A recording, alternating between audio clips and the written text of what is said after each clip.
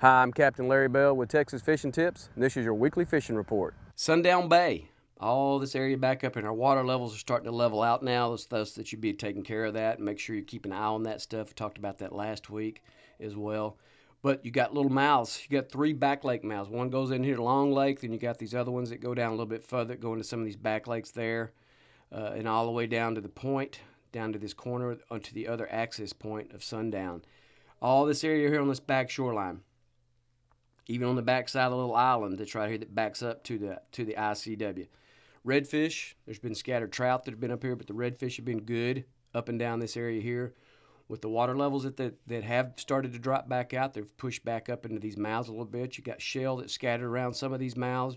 Work those areas really good with your either your marker 54 shrimp, bouncing those things off the bottom. Your down souths, either the burner shad or the regular version, either one will be on the back side of that full moon by that time frame. So, or excuse me, the new moon. So the one thing that you want to be aware of is make sure that you're paying attention to those majors and minors and incorporate that into your fishing day. That's going to help you. If you're having a slow day, you'll find some areas that you've got fish that are holding in that, and you make sure that you work those areas really good. Work it all the way through the major or the minor, whichever one you get the opportunity to fish. The tides are a big deal. The current that's flowing in and out of there. All that stuff comes into a factor to make sure you have a productive day. These redfish have been pushing up and down the shoreline, and then you can find them. Again, they've been in small pods.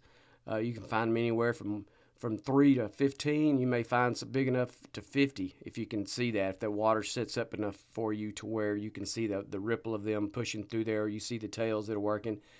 Some of them have been pushing up into those back lakes back there, which I don't go up into.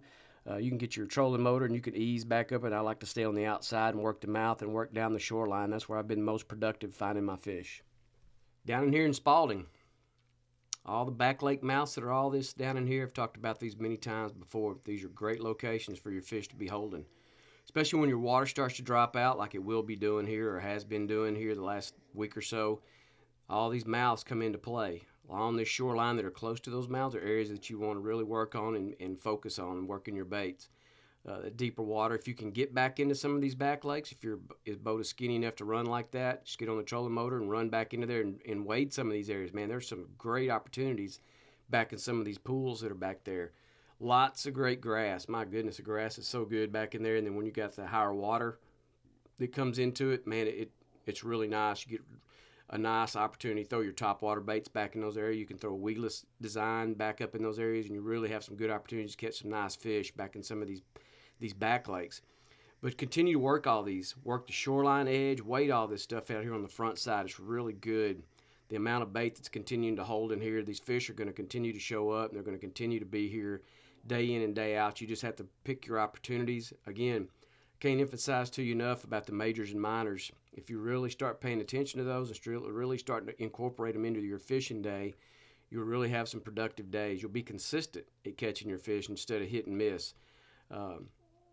Work all the edge out here to the point over here on the edge of Carlos, this edge here, and then of course you got the fingers that are down there that's been holding some fish consistently over the last couple of months.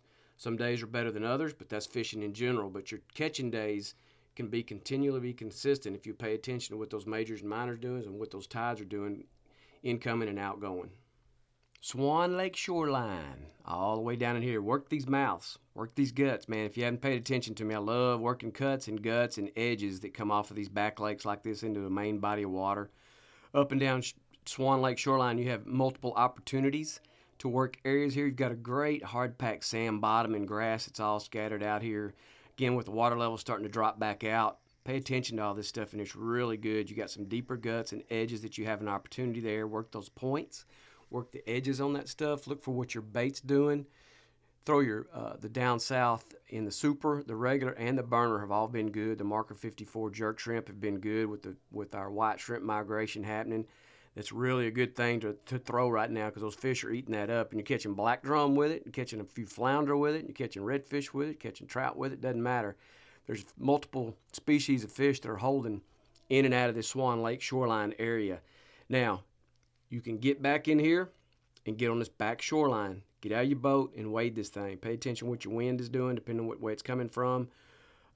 we're starting to get into that time of year here in October where we'll start to have a few little cool fronts that'll start pushing in. So you start having different kinds of winds. So those are all factors in how you're going to fish a particular area. So make sure you pay attention to that kind of stuff.